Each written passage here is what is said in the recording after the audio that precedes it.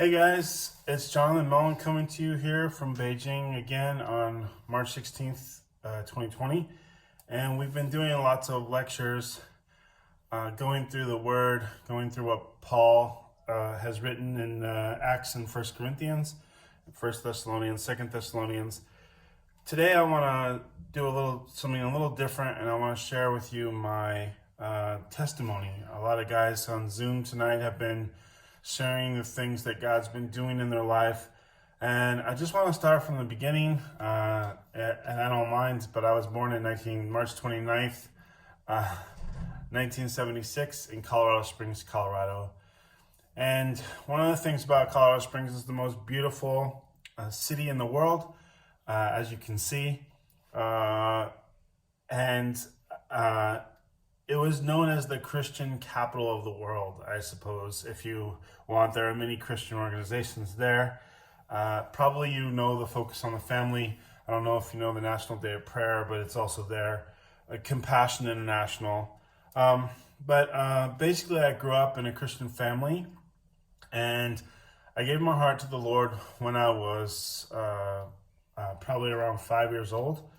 And I remember the prayer distinctly, but one of the things is that it's one thing to just grow up in a Christian home and sort of know the things about God, but it's a lot different to know who God is and what He's doing in your life. And so I went through life normally. I grew up and I went to a Christian school. But my whole life was turned upside down on August 25th, 1990.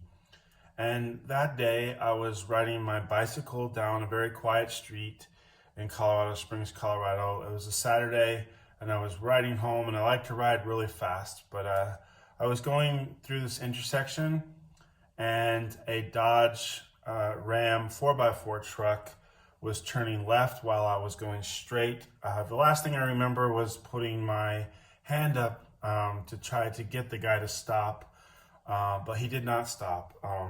I was thrown from my bicycle, knocked unconscious, and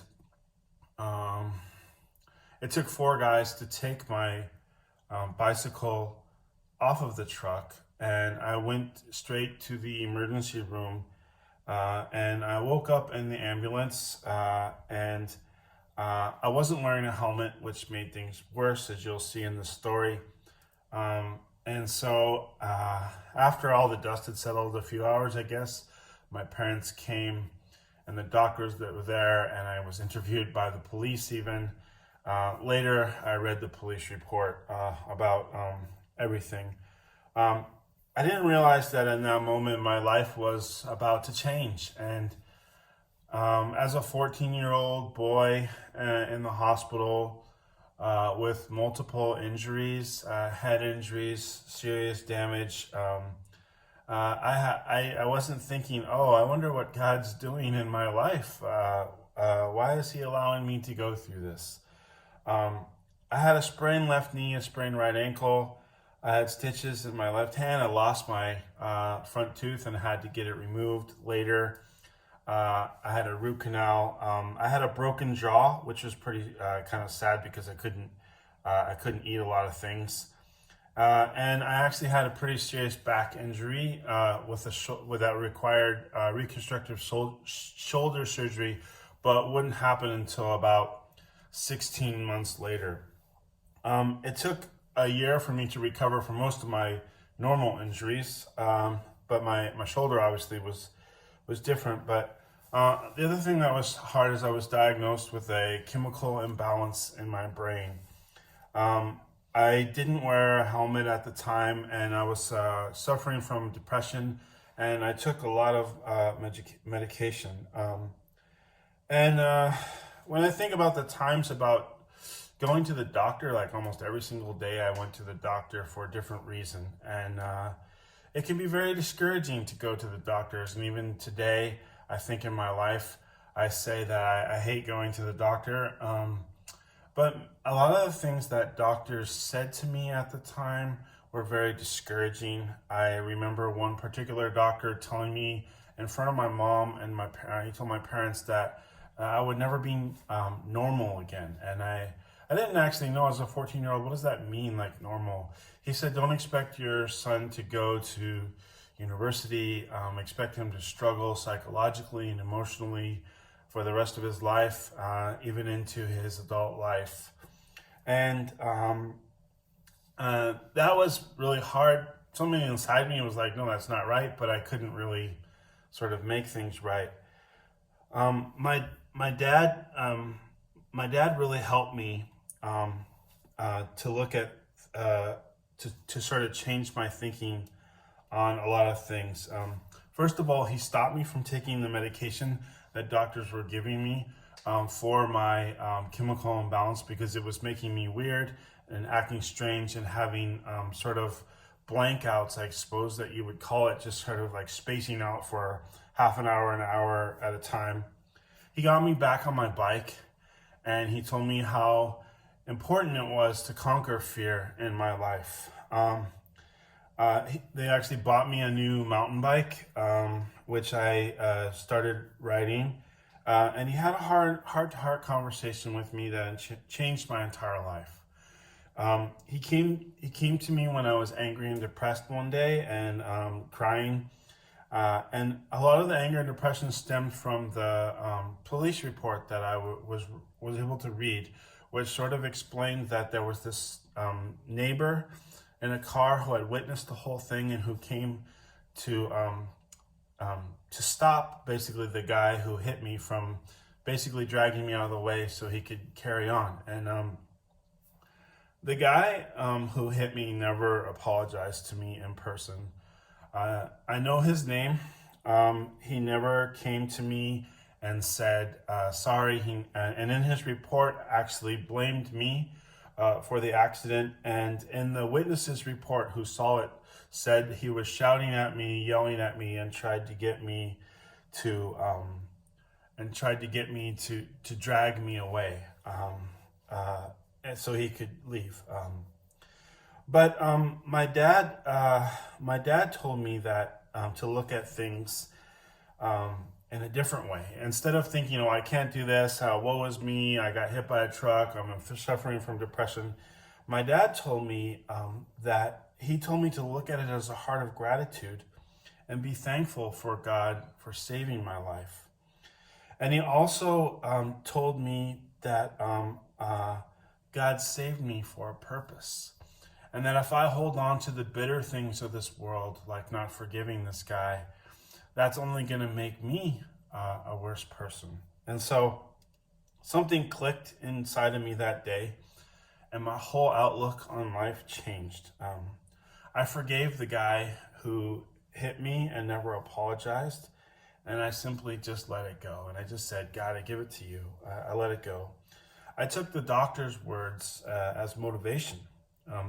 When they would say things like you'll never be normal, and it's going to take this much time to recover, I felt it as I had something to prove. But it wasn't something that I wanted to prove, but it was God working through me to prove. But what really changed me and my whole life from that day was that I got into the Word of God, and I started reading the Bible, and I started to pray.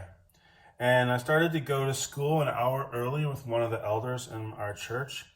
He would pick me up at 5:30, and our sole purpose was just to read the Bible and pray. And that changed my whole life, and it changed my whole outlook on life. I began to see myself and my identity through Jesus Christ. And I was thankful for what God did to me because it helped me face every challenge that I had in front of me. All the challenges that came, like having reconstructive surgery on your shoulder when you're 15 years old. All these things about being afraid in the car sort of started to go away because, I didn't have to be anxious about anything. I didn't have to worry. And I saw these challenges as things that God was doing in my life. When I was 18 years old, I actually received a settlement of $50,000 US. And I remember I went to court on my birthday, and there were many people that actually encouraged my family to sue this guy and they were talking about how many millions of dollars that we could have gotten from this and that I should have gotten for this. But that would be a long drawn out process, and perhaps I would eventually get the money, but most likely it would take a very long time. But my dad and I agreed, we talked about it, that we were going to accept this because not only did I want to move on from the situation, but I also felt that it was imperative that we as a family moved to Hong Kong in 1994, the year that I graduated. And my dad had always had this vision and mission in his heart to move to Hong Kong because many Hong Kong pastors were moving away because Hong Kong was going to change over to communist rule that year, and there was a lot of uncertainty. And so originally I was planning to stay in Hong Kong for 1 year, and my goal obviously was to move to Mexico. That's another story in and of itself. But I went to Hong Kong and I committed for 1 year. But I fell in love with Hong Kong and the Chinese people. And people told me that Cantonese was one of the most difficult languages of the world. And I said, man, difficulty. I've been through difficulties. I can learn that. So just like my accident and any challenge before me, I felt like I had something to prove. But I remember I worked in Guangzhou for actually probably around 6 months, working at this school, teaching. It was a new school that's still actually around in Guangzhou today. It just started that year, but I was actually teaching some kids how to read and doing some PE lessons. And I also brought my guitar and did some music lessons. And the whole school was in these 2 apartments, and we had about 14 kids, I think, something like that, 10 to 14, maybe. But in that time, I really learned a lot about relying on God through all kinds of situations. I worked in Hong Kong for 3 years, and I actually, when I returned to Hong Kong, after 6 months, I actually did an interview. After 9 months of being in the Hong Kong area, I did an interview all in Cantonese it was at a toy company, and I interviewed as an accounts clerk. But after I got the job, I moved over into these toy production voices. I guess, if you know the voices in VTech that say choose a game, these type of things. So I got that job, but when I was in Hong Kong, I got really involved in the church, the Cantonese church that I went to, and mostly in small groups of people of similar ages to me. I noticed that every single person around me, including myself and including the church, we always faced these challenges that were impossible, and they seemed impossible at the time. But for those who accepted and went through these challenges, there was great transformation that I saw in their faith and who they were as a person. After I turned 21, I moved to Santa Barbara and went to Santa Barbara City College because I had access to the money that my settlement had that was sitting in a trust fund for me to use for my education. I went to, I volunteered my time at a youth group there, and I actually, I wanted to get involved in helping junior high kids because I felt there were a lot less people that would volunteer for junior high, and that was a need for the students at the time. But after 2 years of Santa Barbara City College, I moved to UCLA, and I joined a Christian fraternity there. Yes, that's another story, Alpha Gamma Omega, if you want to look it up. I could probably write a whole book about my experiences in the 3 years that I lived in Los Angeles. But the point is I want to make is that in all this, when I started to have a personal relationship with Jesus Christ, God began to change me, but he also began to instill into me this notion of service, of serving other people.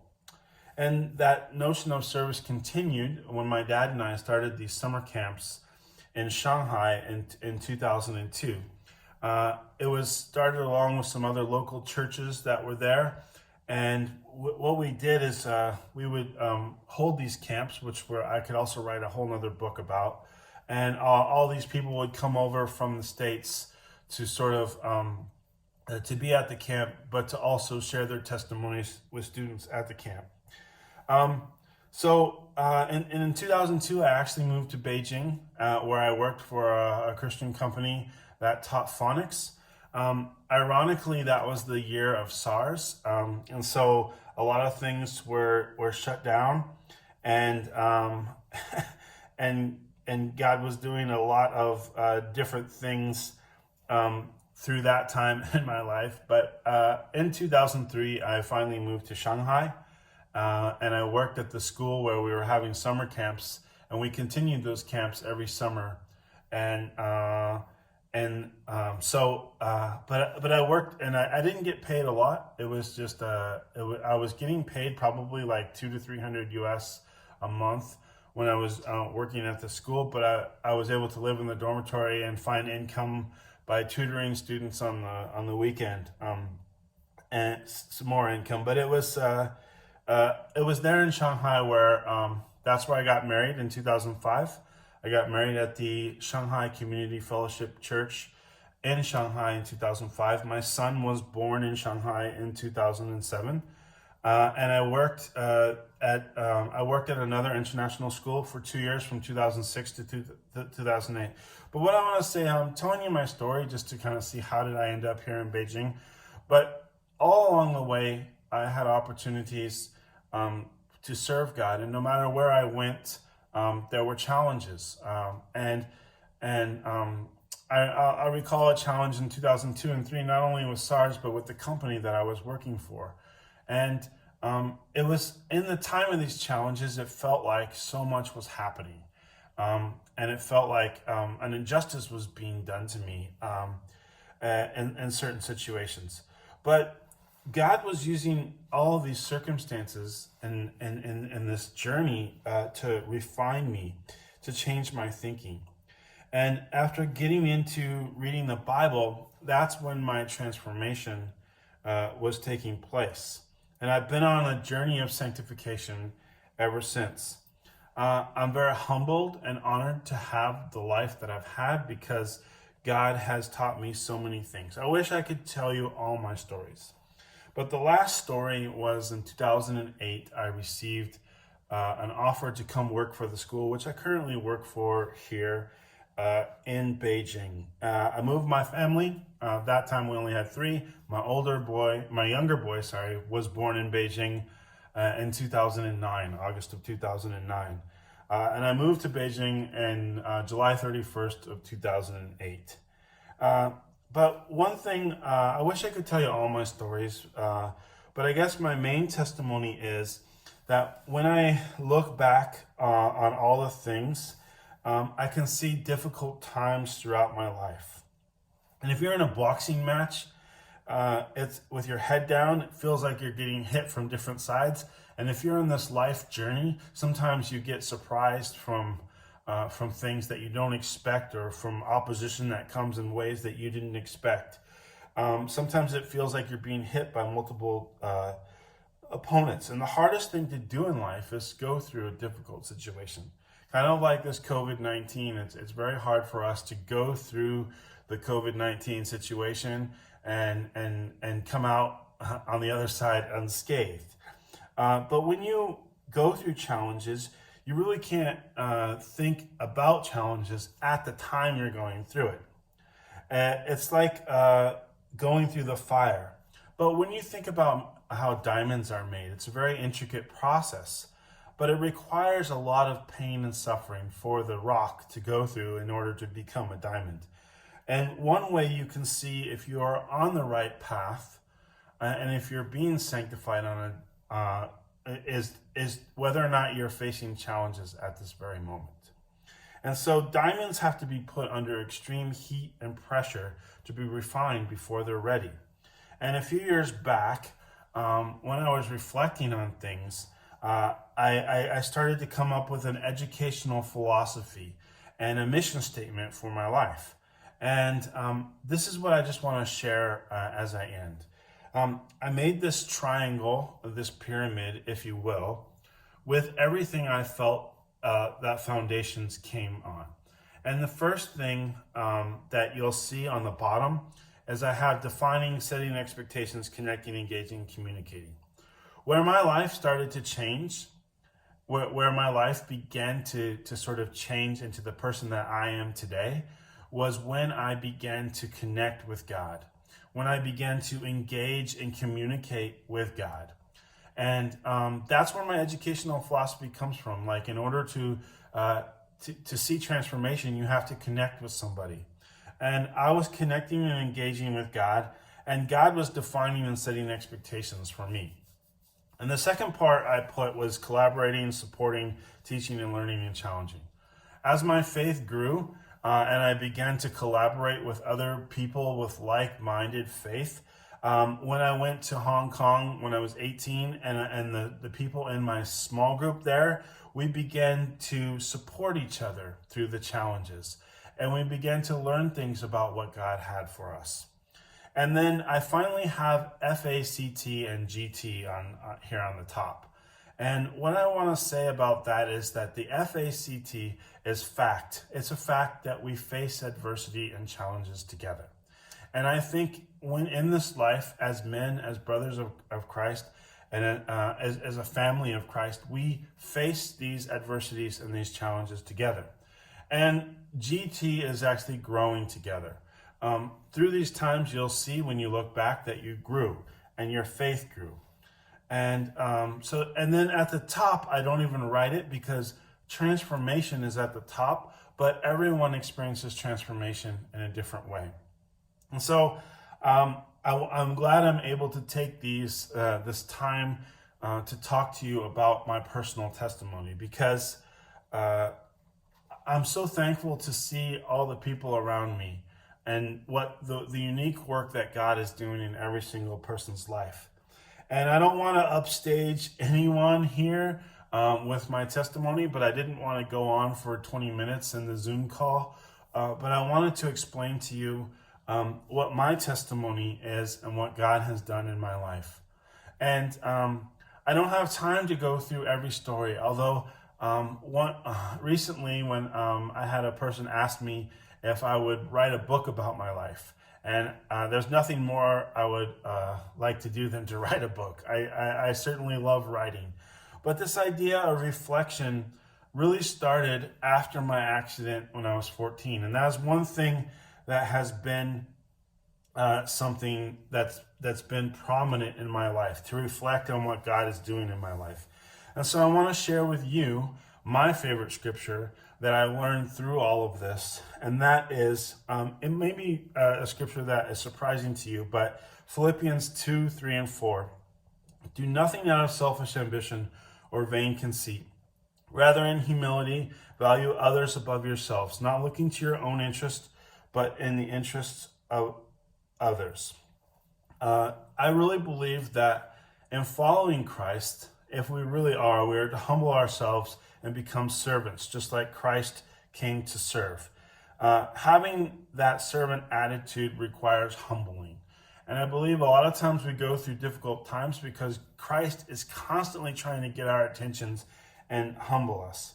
And there's actually one thing I learned about following Jesus is that suffering and serving others and suffering and going through challenges is actually true glory in Christ. I used to think two things before I started reading my Bible. One was after I went through this hardship on this earth, that I would go to heaven and everything would be cool and it would be great.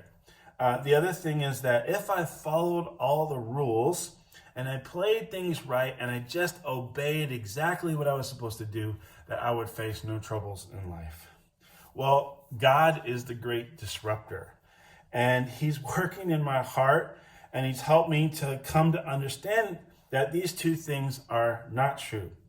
One of the things that I learned instead of that I'm going to die and go to heaven is that I am to bring heaven to earth. And that God wants us not just to get through our lives here so we can spend time with him, but he wants us to bring him, Jesus Christ, to others. We are to do that by being humble servants of Jesus Christ. The second thing I learned is that it is a privilege to serve and suffer. In fact, I believe that true suffering is glory, that when you go through a hard time, that this is good because you're being refined and sanctified. I used to think Christ suffered and returned to glory in heaven, and that one day I will die and return to glory. But the more I study the Bible, the more I see how God's kingdom is completely different from the kingdoms that we set up. His thinking is completely different from our thinking. I hope my testimony was encouraging. I hope I didn't go on too long. It's about the length of one of my normal lectures, but I'm going to let you go. I love you guys. Take care.